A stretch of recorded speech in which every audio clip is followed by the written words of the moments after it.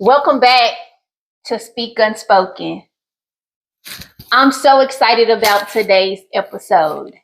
But first, I would like to say happy birthday to my mom. She turned 74 on Sunday, and I'm just so grateful. I'm so grateful for your life. I'm so grateful for your love. I'm so grateful for your wisdom. I'm so grateful for your faithfulness. And most importantly, I'm so grateful for the power that you had to fight to live when the doctor said no. Thank you. Not one time, but two times. So I just want to say, I love you, and I got to give you your flowers while you can smell them. Thank you. So let me give a disclaimer about this episode and about the previous episode. Me and my mom, we are operating from a place of healing. The stories that we're sharing with you guys, we already done did the healing work. We already done repented. We already done asked God to forgive us. So with that being said, like this is a non-judgment zone. We've done it, we repented, and we've been delivered. So we're speaking from a place of healing. So the thing was to go back and give you information about the beginning of my life. And as I move forward, I would expose more things. But these are past tense. None of these, everything we talk about right now is past tense. It's nothing in the present. So I just wanted to put that out there. Me and my mom, we're good. So with that being said, today's episode is about generational bloodline inheritance. And our generational bloodline inheritance was infidelity, a strong case of infidelity. I want to speak with my mom about the bloodline infidelity because it started with your family so young. Mm-hmm. So would you like to tell the people like your family bloodline with your mom and your dad? Okay. Yes. My mom was married to my father. My mom best friend named me Ruby. A jewel. A jewel. Yes, such a jewel. Not knowing all the time that she was going with my daddy. Mm. My father was killed when I was 3 years old. I'm told my father was really a cocky man. He felt like the lady that my father was going with, like I said, was my mom's best friend. But all the time, he felt like he had the right to go to her husband's house and claim her and called her out. So he said to this man on the outside of the door, if you didn't send my woman out, I'm coming in. Mm. So when you be afraid, he was. Because my daddy was a booger man. Had a very, very, very strong temper. But anyway, so when the man heard that from him, he automatically grabbed a knife, jumped behind the door, and when my father went to approach his home, he stabbed my father an inch from his heart. And he was still struggling to bring his woman out. So he turned, walked out the man's door, went to his car, popped the trunk, and that's where he fell dead right there. Wow. Yeah, that's what happened. So Okay. Papa lost his life to the hands of his mistress. Yeah. My mom's best friend. Your mom's best friend. Mm-hmm. who named you Ruby. Yep. Wow. Yep. Yeah. That's what I mean. It goes deep. Deep. Yeah. Wow. And some deception, like, is inherited and we don't even know it. Like, we try to figure out the who, what, and the why, but the who, what, and the why is in the DNA. Yeah, it is. It really is. Yeah. And thank God that we've been doing the work to kill it. Yeah. You know? So when what you learning about how your father was and different things like that, what type of woman did that make you become? It made me, I looked at my mother all these years being such a vulnerable woman. And God knows she had the heart of a baby. My mother took a lot in her life. Yes, she did. But that made me decide when I get grown, I'm never going to take what my mother took. And I didn't. Like we said in the other episode, I grew up, I dated a married man. Was he with his wife when I met him? No, he wasn't. But still, he was still her husband. That was somebody's husband I was dating. Have I asked for forgiveness like my daughter said? Yes, I have. And through it all, God had really transformed me, developed me into the lady that I am today. I have a lot of regrets. I tell people all the time, if you're ashamed of what you did in your life, don't do it. Don't do it. Because some things are going to come back to haunt you. Right. Don't do it. Don't do it. Right. If you're ashamed of it. Right. But at that time, no, I wasn't ashamed of it, what I was doing. That's why I did it. So, Mom, let me ask you this. Was my dad the first man that you dealt with that was married? Yes, he was. Yeah. Because I remember in the first episode, I reiterated that you were with your other two daughters' father. And he was actually married to one of them, right? And then had a long-term relationship with the other one. Yeah. Yes. So the infidelity in the bloodline runs really deep. And I didn't even discover how deep it ran until I was part of that bloodline generational curse. I'm only 5 years removed from that. And I pray and I ask God to get that out of me because I didn't want it no more. But the thing with me was, it's not that I liked married men. I liked what married men could do for me. And I know it's someone watching this show right now that might be in that position, because a lot of married men, they will take care of you and they will take care of you very, very, very well. Yep. And we get blindsided by those things, you know.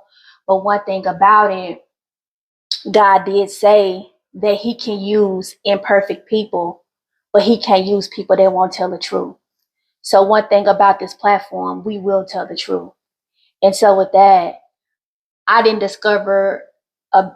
understand about infidelity, but I was in infidelity at a young age. So he was not married, but he was my 16-year-old boyfriend. So I only dated older guys. So let's make that clear. I don't even know how to date nobody by age, which is crazy, right? But he wasn't married, but he was in a long-term relationship. And he had a bike accident and he had to go to the hospital, and he was in the hospital for some days. So we would talk on the phone, and I was like, I really want to come to the hospital and come see you. But, you know, he had a girlfriend. And so he was like, Nene, you can come up to this hospital. You come into this hospital. And I was like, no. Like, come to the hospital. Like, I don't want to start no confusion. And he was like, she already know about you. And I was like, what?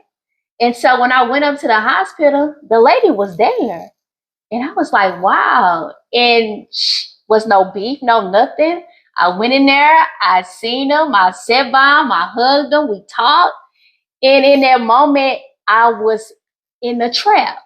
And it took me from 26 years old, probably to 30, 30. 30, no, 30 something. 38 yeah. maybe, Yeah. you know, 37, 38, however long it's been to get out that trap. Not with this one individual, but one thing about bloodline curses, if you don't catch them early, they will mutate. Yeah. So after that, I started dealing with married men, not because I loved them, but because, like I said, the power that it gave me, right? Exactly. And so it's like, I never wanted to be in a place of vulnerability from my childhood. Yeah. Because my feelings was hurt and I didn't even know that I was dealing with rejection for so long, you know? And so the infidelity in the bloodline, I just knew I didn't want to be in that spot. Exactly. Like I was not going to be on the hurting side of the fence, you know? Yeah, I totally understand. Yeah, and so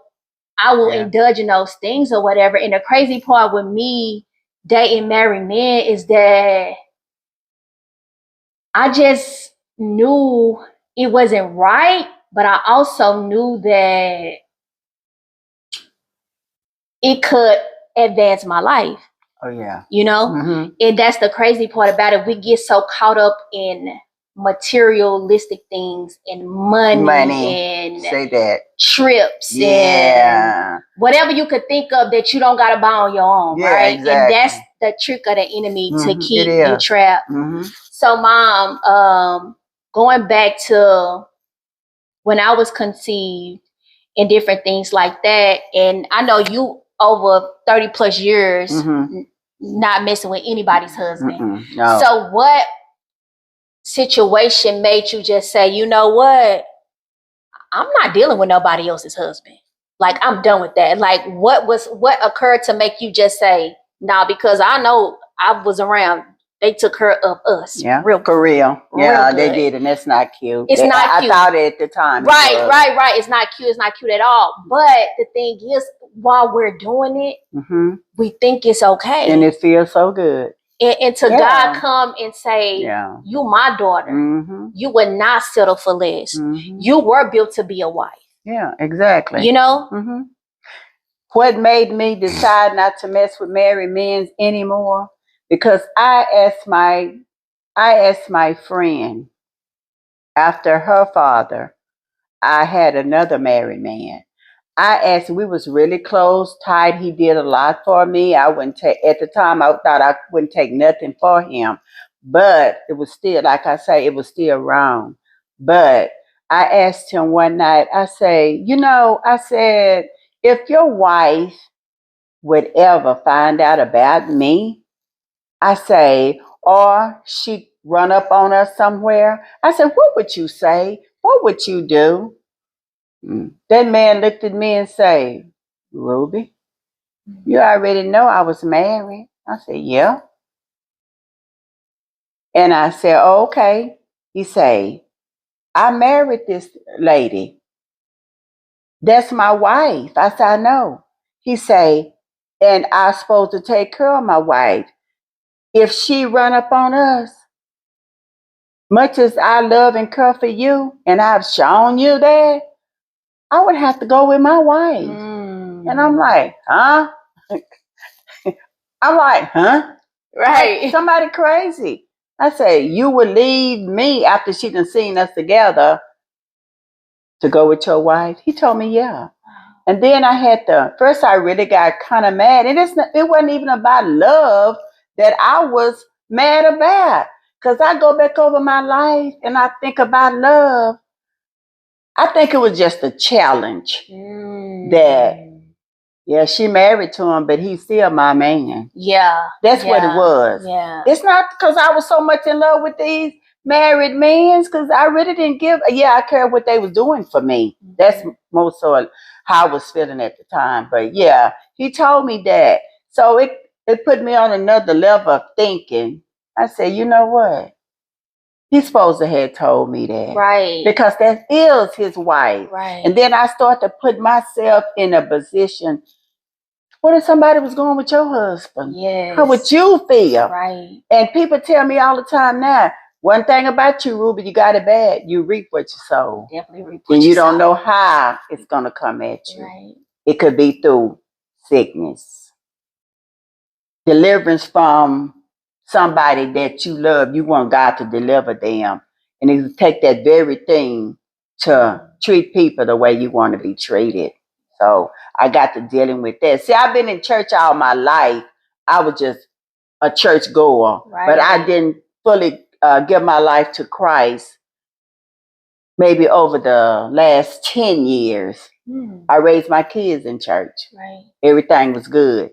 But no, if it wasn't about what I wanted to do with this man, it wasn't about nothing. Like I said, it was just excitement.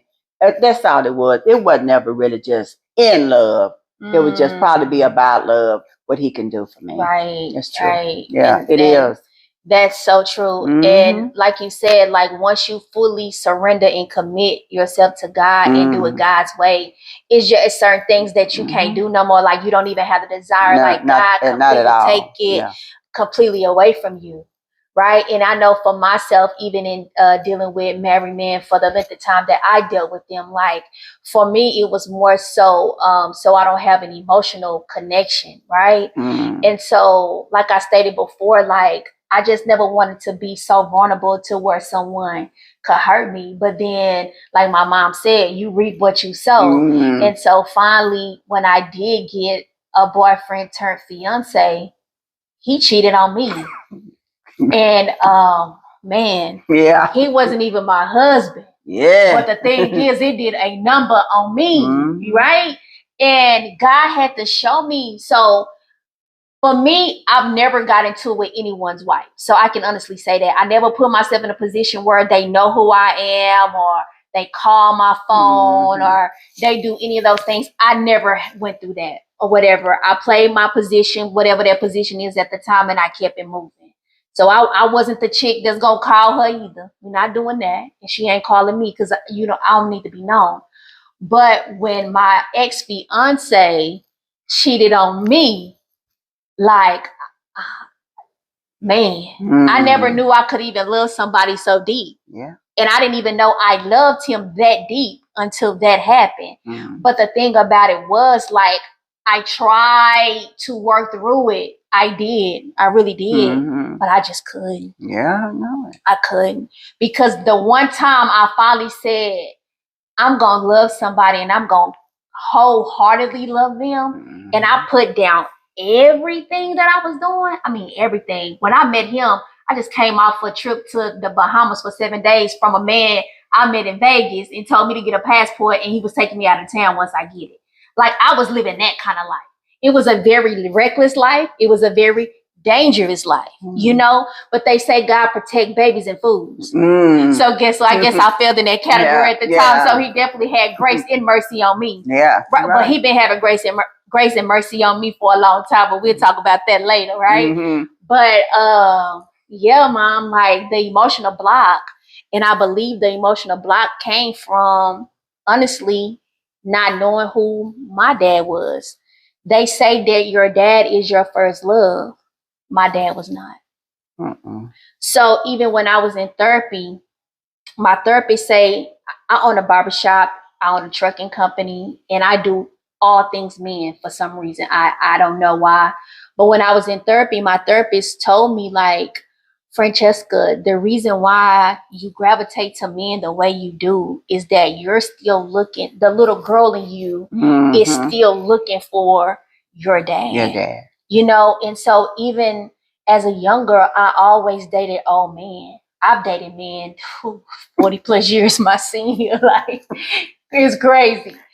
But in even dealing with them, I realized everybody gave me a piece of something, right, that made me into the woman I am today. Does it justify, make it right?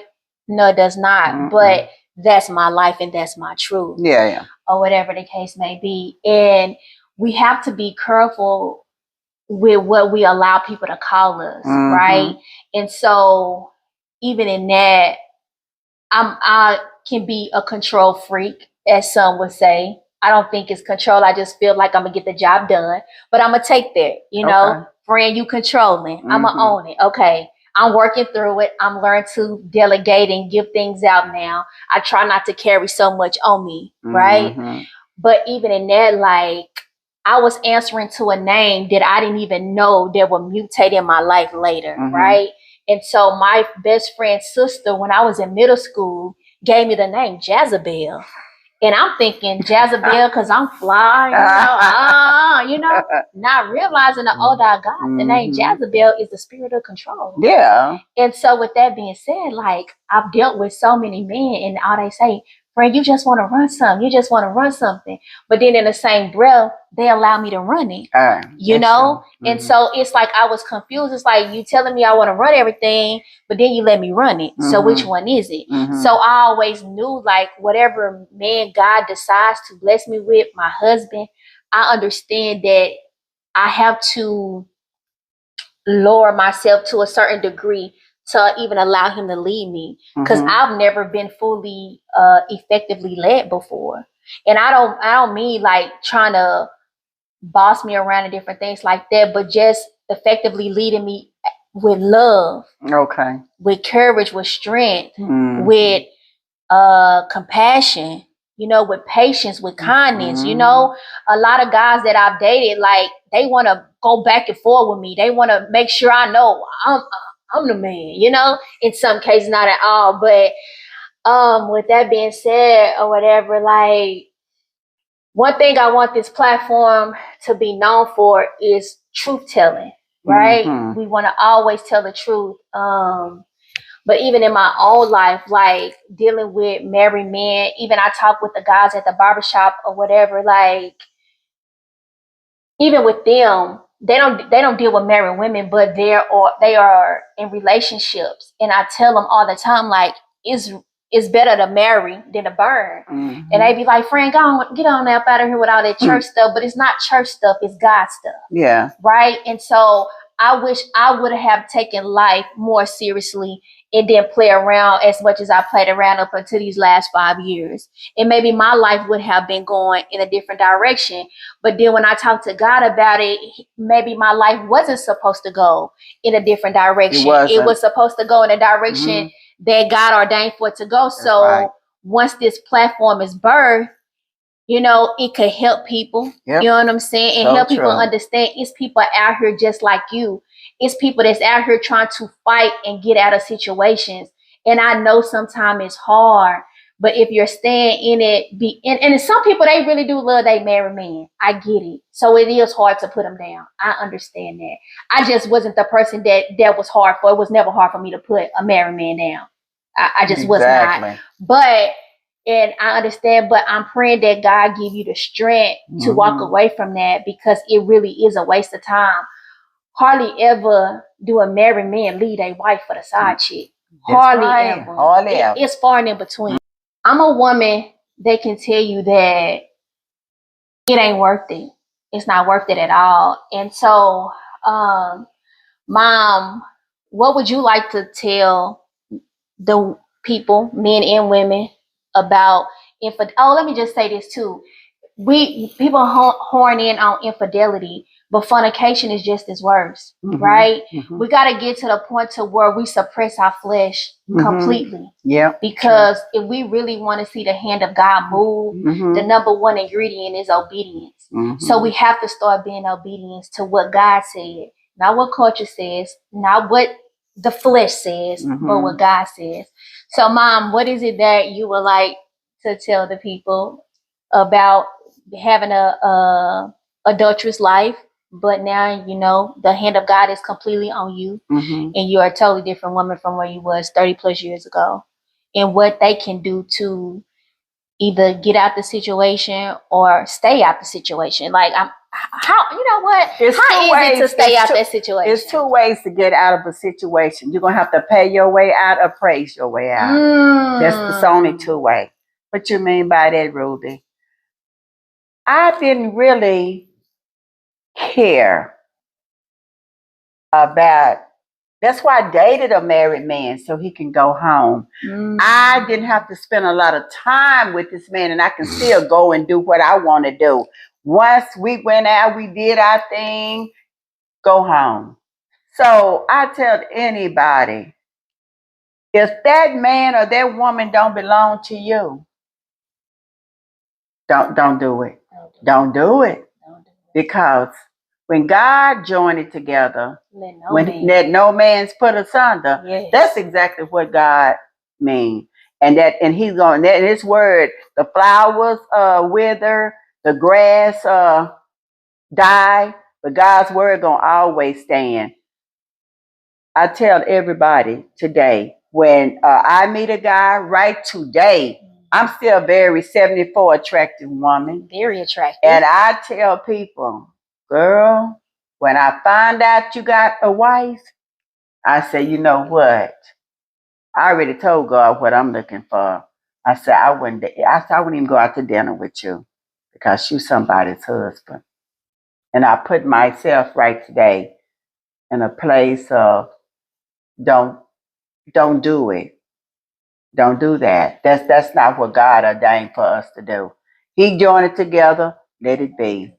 And like I say, I don't even think it was about love. That's why it was so easy for me to let these men really go. Because back then, it was fun. I'm not going to lie. It was fun.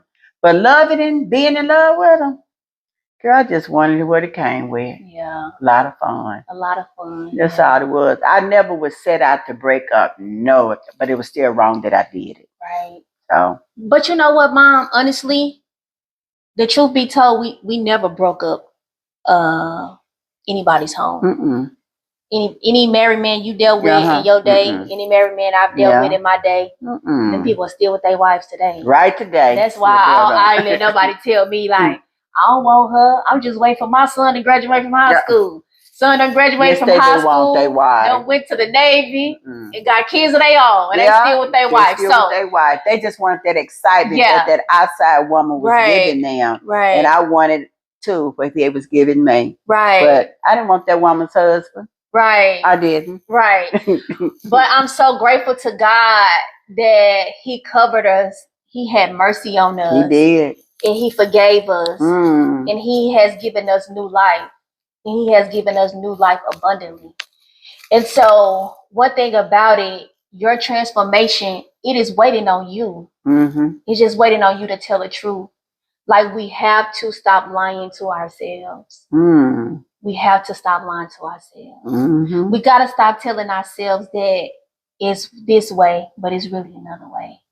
And so with that being said, I don't know why I feel led to do this, but I got to be obedient to the Holy Spirit. I want to ask every married woman to forgive myself and all the women who have had an adulterous act with your husband. I pray that you forgive them. I pray that you forgive me. I pray that with somebody watching this episode, that we are sorry. We are sorry from the depths of our hearts. Hurt people hurt people. And while you're in a situation, you really don't know you hurting. And you don't know who you hurting. Yeah. So even for myself, even though I never had an encounter with the other woman, I don't know what that woman was going through behind closed doors. Because her husband took me on a trip. Or her husband was using money out of their household to pay my bills. Or their husband was using money to just do different things with me. So I'm sorry. Any adulterous woman that's listening to this, you can get out. You can be set free. In the word, it says, whoever the Son sets free is free indeed. You don't got to keep going through those cycles. You do not. God has your person for you. I promise you, you do. Yes, I'm a single woman, but I am patiently waiting because God has my person for me. Exactly. And I know he will, and his word will not come back void. It will not come back void. So I just want to say thank you. Thank you for tuning in to this week's episode. Generational bloodline inheritance, and ours was infidelity. We have a lot more, but we'll discuss that on another day. And so I would love for you to like, click, subscribe, comment, share. And if you want to be featured on this platform, please send an email to story@speakunspokentv.com. I will have the link in the description of this episode. And I just want to say thank you. And you are free. And you are loved. And you are cared for. Like God loves you. And he loves you unconditionally. It's no conditions with God. None. If you open up your heart, he will come in. All right. And I'm not just telling you what I know. I'm telling you what I've experienced. And I just want to say thank you. And we love you. And until next time, speak unspoken.